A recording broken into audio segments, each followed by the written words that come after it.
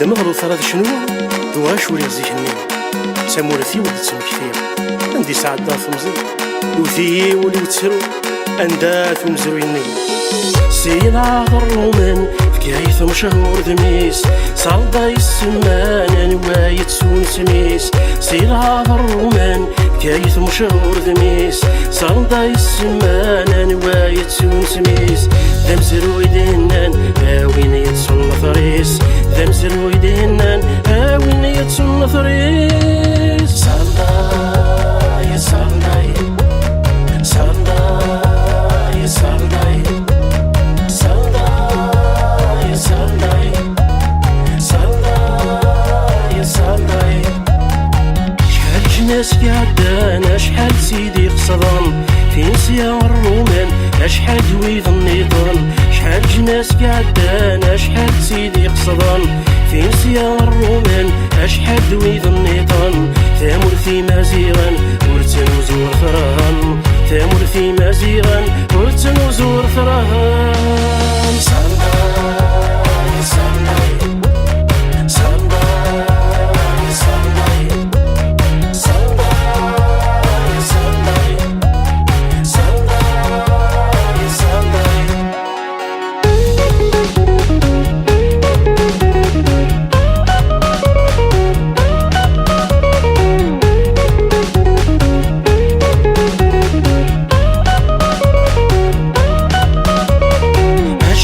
كني زدغان أثور ذي ميقورات لإني كني حمدان ورمي زكاي وساد أشحال كني زدغان أثور ذي ميقورات وإني كني حمدان ورمي زكاي وساد تامور في مزيغان تامزري الجن جدود تامور في مزيغان تامزري الجن جدود صلدا يا صلدا صلدا يا صلدا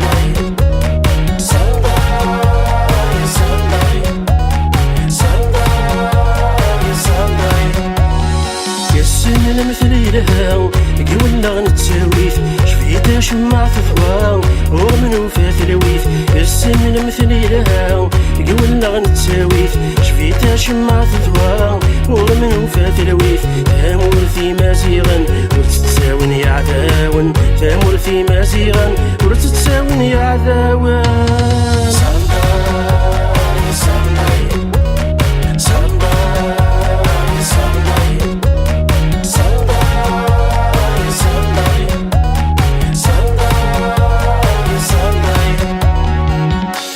Saldaï fut le nom de notre ville au temps des Romains, après l'éviction des Carthaginois. À ces civilisations s'ajoutèrent celles des Vandales, des Byzantins, puis viennent la civilisation arabo-islamique. 3 dynasties se succédèrent en occurrence, Hamadites, Hafsides, El-Mouhad, et puis viennent les civilisations espagnoles, turques et françaises. Toute civilisation tentait d'effacer sa précédente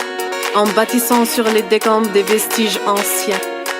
Une seule reste et demeure éternelle, celle des origines de cette terre, celle de l'homme libre, Imazirani.